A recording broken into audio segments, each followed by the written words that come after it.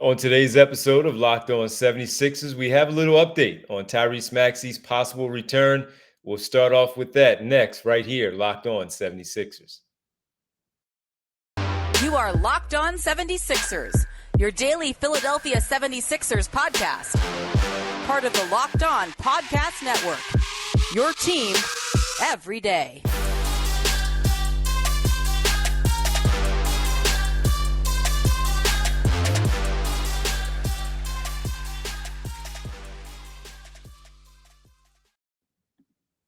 Today's episode is brought to you by LinkedIn. LinkedIn Jobs helps you find the qualified candidates you want to talk to faster. Post your job for free at linkedin.com/lockedonnba. Welcome. You are Locked On 76ers. I'm Devon Gibbons from 97.5 The Fanatic Radio in Philadelphia, alongside my co-host and partner, Keith Pompey, Sixers beat writer for TheInquirer.com. What's going on, Keith? What's popping, D? What's popping? Oh, not much, man. One more day until we get Sixers basketball back on the floor. So that's what's happening. But before we get started, I want to thank everybody for making Locked On 76ers your first listen every day. And remember, Locked On 76ers is free and available on all platforms, including right here, Locked On 76ers on YouTube. So make sure, we hope that you can give us a listen and, of course, a watch here on YouTube. Keith, today we got a little bit of an update on Tyrese Maxey. Before we get started with that, we also want to talk about something Doc Rivers pointed out, which has been a key point to the Sixers' woes so far this year, and that is the rebounding, where the problems lie there, and also on the back end, some positive news about Tobias Harris and his outside shooting overall for the 76ers at this point, 24 games in of the season, 22 for him. But Keith, Tyrese Maxey today, a participant at practice, but more so on the side of things, doing some work there. What can you share with us all about Tyrese Maxey, who we know is out with the foot issue and out with the foot problem, looked at as a 3-4 week diagnosis for him? Where is he now? What was he able to do today that you were able to find out? What he did today is, for the first time, he basically ran. Like, now he wasn't doing any sprints or anything like that, but he ran up and down the court. The thing is, he did what she was shooting the basketball. Doc said he was actually cleared to start doing that on Monday.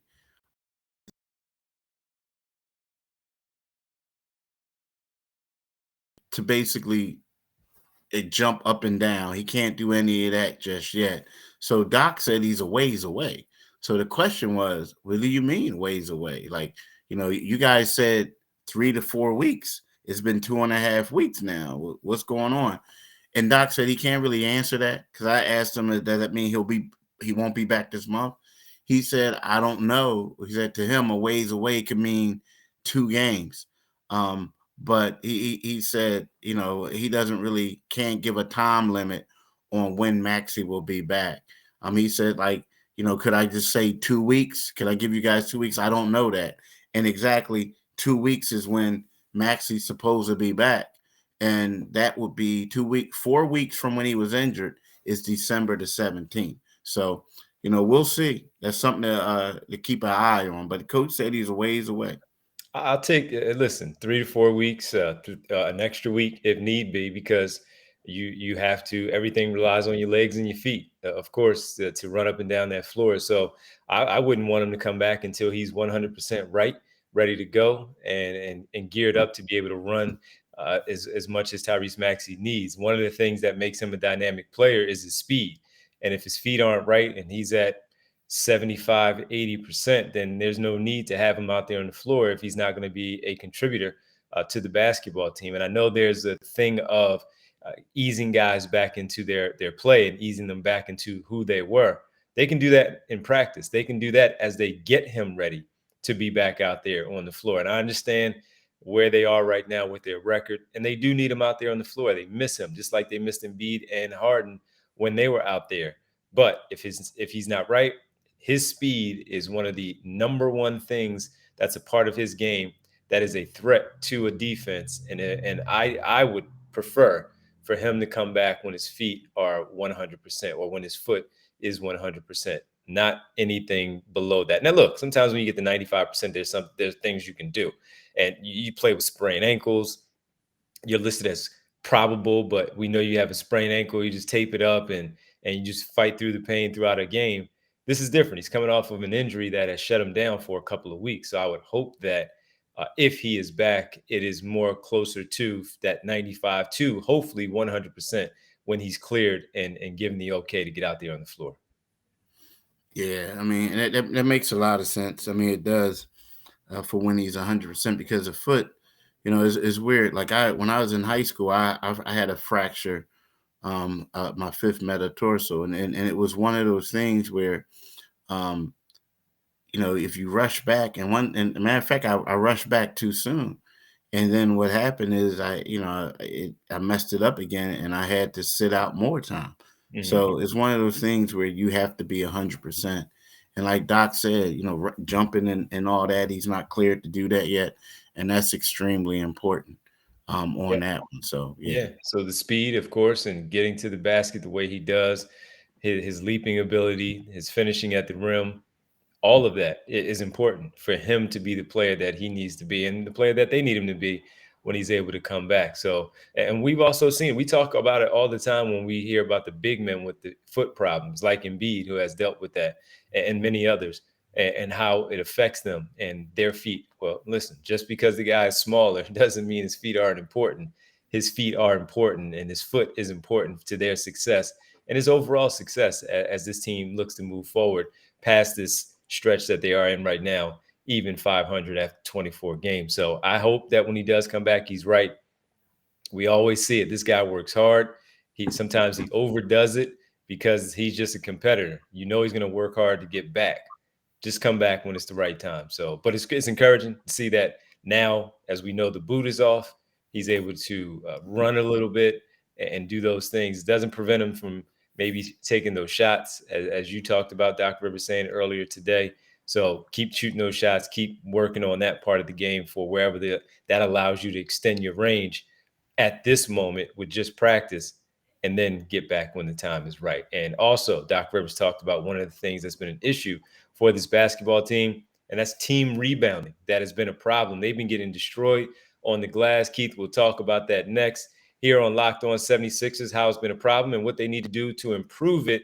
But before we do all that, some things that needs to be improved. These days, every new potential hire can feel like a high-stakes wager for a small business. You want to improve things and be 100% certain that you have access to the best qualified candidates available. That's why you have to check out LinkedIn Jobs. LinkedIn Jobs helps find the right people for your team faster and for free. Now, listen, if I'm, have my small business and I have something that I want to do, I want to make sure that I go through every possible category, every scenario that I can to make sure that I'm bringing in the right people. I have the necessary needs that I want from someone working with me, and I want to go through the right channels and the right avenues to make sure I'm doing all my due diligence to do the right thing. And that is, again, here at LinkedIn Jobs. As you do that and you create a free job post on LinkedIn Job, you then add your job and the purple hashtag hiring frame to your LinkedIn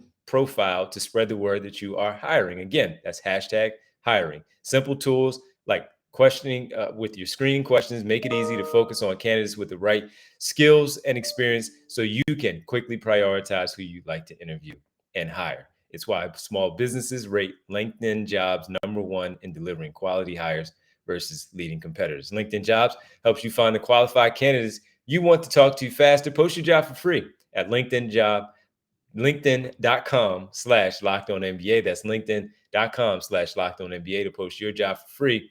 Terms and conditions apply. Do it today, people. Do it today. Thanks for making Locked On 76ers your first listen today. For your second, excuse me, pardon me. God bless you. Thank you, man. For your second listen, check out Locked On Sports today. From the games that matter the most to the biggest stories in sports, go beyond the scoreboard and behind the scenes with local experts and insights only Locked On can provide. That's Locked On Sports today, available on this app, YouTube, and wherever you get your podcasts. I mean, I was so hyped about the jobs. Had to let that one out there as a little sneeze. It's like, hey, this is my little message to you all. Get out there check out those jobs. All right, Keith, rebounding. It's been a problem. I'll go back to one to start things off against the Memphis Grizzlies on, what was that, Friday, where Steven Adams had 10 offensive rebounds by himself. The 76ers had 10 offensive rebounds as a team. They were out rebounded by double digits in that game. And that was a big key to why they lost. That led to a lot of second chance points in that game against the Grizzlies on Friday night. That was game 2 of their 3-game road trip. And that has been a problem for them, Keith, where we have looked at and talked about it as a thing that needs to be focused on as a pregame key to the game, to make sure that they clean up the glass and not allow those opponents to just out rebound them in that way, to get out in transition, to get those fast break points because of that. And also, again, those second chance opportunities on the offensive end. Doc Rivers spoke about it today. First, Keith, your thoughts on what he had to say and what can they do to simply rebound the basketball better? I mean, first of all, the one thing you need to do is you need to, basically get down low. I mean, Joel Embiid. I mean, I think when you look at it, with him being in the perimeter, I feel like that's hurting their rebounding. Because if you look at the NBA, and what I mean by that is, so he's like out in the perimeter, and in the NBA, there's a lot of times when a guy shoots a shot, everybody's running backwards, right? Like they don't even try to crash the boards offensively a lot of Not times. anymore. They give it up. They give it up. And so what happens is you'll have a guy like Joel protect, down low or whatever, he's going to get the rebound, like, or things like that. But it just seems like he's just out of position, especially on offensively, to go get some offensive boards, which he's not going to do. But then secondly, I don't know. It just seems like when you got a big man that far away from the basket and he's by far the biggest on the floor, and then these other guys are there, it's just, I don't know, man. It looks like they're defeated because of that. I mean, in that area. And then also, if you notice, whenever he is down there, they're not aggressive crashing the boards, right? You'll have him, he's getting boxed out by one dude, and then 3 other guys are like just fighting each other on the other team to get the ball. It just seems like the Sixers are just small, and I feel like with him roaming the perimeter, like, just think about it. Before, he was getting like 12 rebounds, something like that. Now he's getting 6, 7 rebounds a game. And when you look at it, that's not a lot for him to be that big and that strong to get 6 rebounds. That's not good. But I also think it has a lot to do with him roaming the perimeter the whole time. Well, on average, we know his point total, he's over 30 points per game, but his rebounding is down. He's at 9.6, so round that off to 10. So he's right there at over 30 points and 10 rebounds a game, and that's not enough. When he's at his best, you're right, he's in those low double digits, somewhere in that 11, 12, 13 oftentimes. And I remember one of his better seasons, I think it was back in the 17-18 season, where he was averaging 12 rebounds a game. And that's where you want it to be. That's where you want to see that for Joel Embiid. Now, to play off of something that you just talked about, him being on the perimeter, strategically, a lot of times that's the point for the defense, as you know, to pull him away from the basket. Number one, for driving opportunities for their team to get to the basket and not have that deterrent there that is the rim protector of Joel Embiid. So that strategy, there's not much you can do about that, except for him just simply, once he does see that happening, get down there and find that, position to rebound that basketball. And sometimes too, he's going for a shot block. He is then out of position, which is not on him because he's going for the block shot.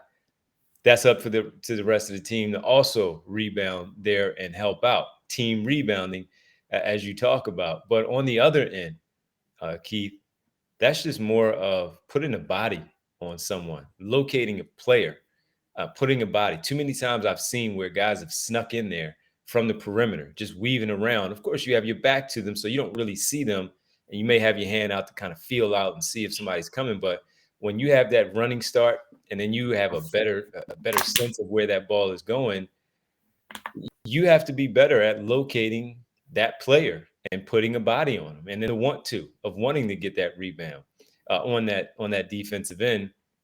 And that's something that we haven't seen enough of from the 76ers so far this season. So once they get some of those things back and get that down, then I think they will be in a much better position because they rank at the bottom of the NBA, as you said, right now in rebounding totals on the campaign. You do have other players who try to get in there and stick their nose in and help out. I'll give you Tobias Harris.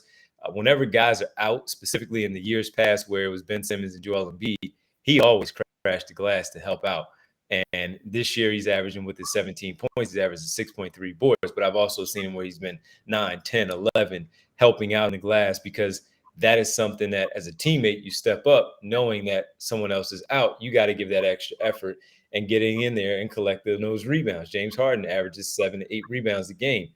That's a team thing. It's a team effort. And they all have to go out there and do it and improve that and be number one, but everyone else number two, and helping to close out. Put a body on somebody and want to go get that rebound and keep it away from them. Also, DeAnthony Melton is a pretty good rebounder himself at the guard position. So that's my 2 cents on it, of how I think they should go about it and what they need to do to go about collecting more rebounds and stopping those second chance opportunities, and then giving themselves an opportunity to run in transition for them. If they get a rebound and kick it out to a man that's also ready to leak out and fill in those lanes and start maybe a 3-on-2, 3-on-1 break, and you have a numbers advantage, it makes you feel better, makes you want to rebound more if it plays out that way. You know you're going to get rewarded on the other end too. So that's my thought on it.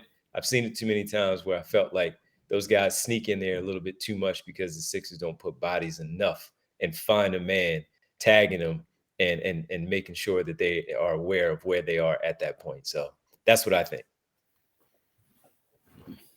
Can't argue that one. You could, but but we both know that that's a problem for them. But on the other side, as we talked about, 2 things that are negative. I mean, it's a bit of a positive. Maxey taking those steps to come back, so that's a positive thing. Here with the rebounding, something that needs to be improved. We need to talk about a positive. Tobias Harris has played 22 games this season, and we need to tell you how good his outside shooting has been. One of the things that we've talked about that has been a negative of his game, not really a negative, but one that's not as a strong suit. One thing that you would look at him and say, can we get more out of it? Well, these last 2 games, you've gotten more out of him. And we'll talk about what that is next right here, Locked On 76ers.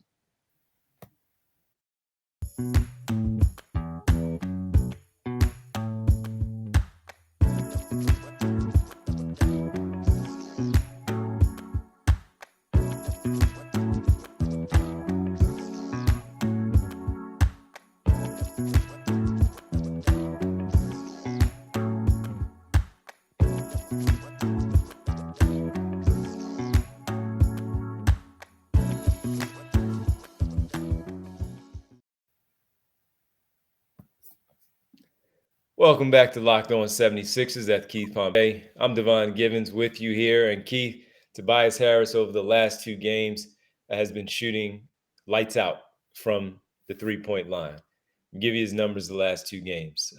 5 for 6 in the game before, as we talked about with the Memphis Grizzlies. Just in a really good shooting motion right now. His form looks beautiful. His lift looks really good. 5 for 6 in that game.